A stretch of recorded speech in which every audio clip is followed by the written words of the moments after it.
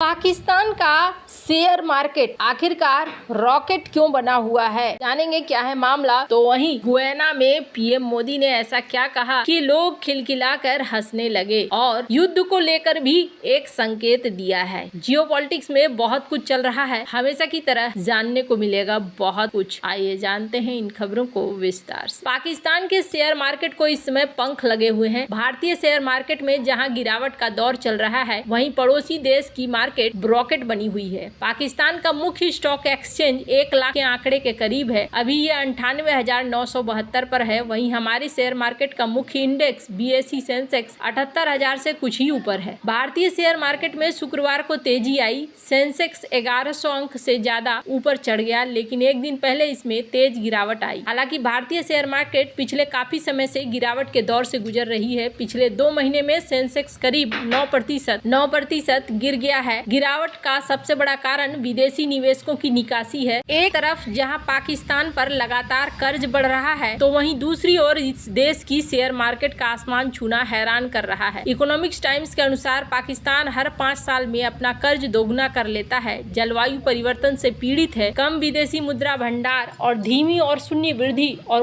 उच्च मुद्रास्फीति से पीड़ित है। IMF $7 बिलियन उधार दे रहा है। पाकिस्तान की महंगाई में पिछले कुछ समय में काफी कमी आई है। मई 2023 में 38% तक पहुंचने वाली महंगाई अक्टूबर 2024 में 7.2% तक गिर गई है। कपड़ा, चमड़े के सामान और केमिकल का निर्यात बढ़ रहा है। कराची 100 इंडेक्स ने पिछले एक साल में 66% की तेजी ली है। ये S&P 500, FTSE 100 जैसे प्रमुख ग्लोबल इंडेक्स से बेहतर प्रदर्शन कर रही है। यही नहीं, एक साल में भारत के शेयर मार्केट को भी पीछे छोड़ दिया है। एक साल में सेंसेक्स में जहां 18.48% की तेजी आई है, तो वहीं निफ्टी में 19.71% की बढ़त देखी गई। पाकिस्तान में मार्केट की तेजी का क्या कारण है? कम इक्विटी वैल्यूएशन, IMF की ओर से $7 बिलियन के लोन पैकेज को मंजूरी देना और मुद्रास्फीति में गिरावट आना, केंद्रीय बैंक की ओर से ब्याज दरों में भारी कटौती करना। पाकिस्तान के मार्केट में IMF के $7 बिलियन ने जान फूकी है। ये लोन 37 महीनों में दी जाएगी। इसका उद्देश्य पाकिस्तानी अर्थव्यवस्था को स्थिर करना है, साथ ही नियोजित सुधारों में राजकोषीय घाटे को कम करना है। 2024 से 2029 के बीच में 24 सरकारी कंपनियों का निजीकरण करना शामिल है। निवेशक ऑयल और गैस एक्सप्लोरेशन, ऑयल मार्केटिंग, बिजली production, automobile assembly, cement, banking जैसे क्षेत्रों में निवेश कर रहे हैं। इससे पाकिस्तान का इंडेक्स रिकॉर्ड स्तर से करीब पहुंच गया है। ग्लोबल लेवल पर पाकिस्तान के शेयर मार्केट ने अर्जेंटीना के बाद ऐसी दूसरी मार्केट बन गया है जिसने अच्छा प्रदर्शन किया है। जहां एक तरफ ये सब कुछ चल रहा है, वहीं दूसरी तरफ गुयाना ने भारत को बहुत ही बढ़िया रिस्पॉन्स दिया है और भारत ने यहाँ पर एकदम से बहुत सारी चीजों को बढ़िया कर लिया है। और ये माना जा रहा है कि भारत एक सोचे समझे बहुत अच्छे कौशल की तरह आगे बढ़ रहा है और इसका कई सारा आपको देखने को मिलेगा। उनके बातों में भी कैरिबियाई देशों संग रिश्ते मजबूत करने के लिए 7 पॉइंट का फॉर्मूला दिया, जिसे कैरिकॉम कहा गया। कैरिकॉम मतलब कैपिटल बिल्डिंग, A से agriculture and food security, R से एग्रीकल्चर एंड फूड सिक्योरिटी और I से इनोवेशन, टेक्नोलॉजी और ट्रेड, C से क्रिकेट और कल्चर, O से ओशियन इकोनॉमी, मैरीटाइम सिक्योरिटी और M से मेडिकल एंड हेल्थ केयर। अब यहाँ पर आप कुछ भाषण देख सकते हैं जो यहाँ से सुनने को आपको मिलेगा। पहले तो यहाँ गुयाना के राष्ट्रपति ने क्या कहा वो सुनिए। My dear friend and brother, Prime Minister Sri Narendra Modi, we had you for more than 2 days, but still the people cannot have enough of you.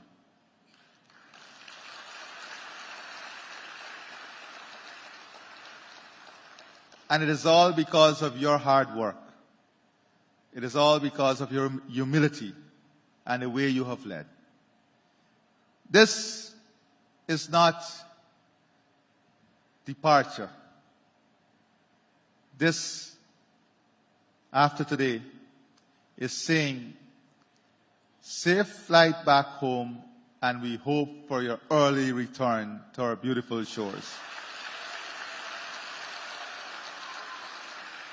And I know with the capable men and women that make up your team, with my dear brother, the Minister of External Affairs, this relationship would continue with their hard work every single day.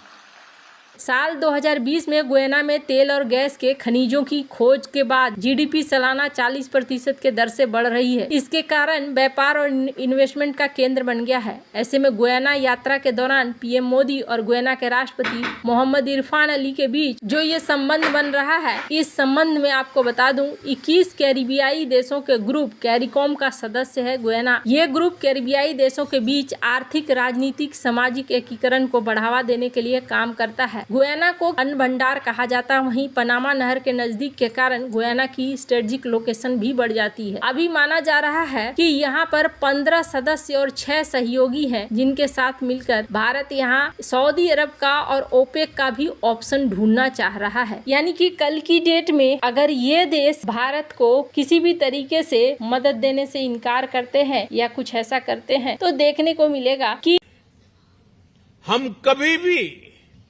विस्तारवाद की भावना से आगे नहीं बढ़े। हम resources पर कब्जे की, resources को हड़पने की भावना से हमेशा हमेशा दूर रहे हैं। मैं मानता हूं स्पेस हो, सी हो, ये यूनिवर्सल कॉन्फ्लिक्ट के नहीं बल्कि यूनिवर्सल कोऑपरेशन के विषय होने चाहिए। दुनिया के लिए भी ये समय कॉन्फ्लिक्ट का नहीं है। ये समय कॉन्फ्लिक्ट पैदा करने वाली कंडीशंस को पहचानने और उनको दूर करने का है। आज टेररिज्म, ड्रग्स, साइबर क्राइम ऐसी कितनी ही चुनौतियां हैं जिनसे मुकाबला करके ही हम अपनी आने वाली पीढ़ियों का भविष्य संवार पाएंगे। और ये तभी संभव है जब हम डेमोक्रेसी फर्स्ट, ह्यूमैनिटी फर्स्ट को सेंटर स्टेज देंगे।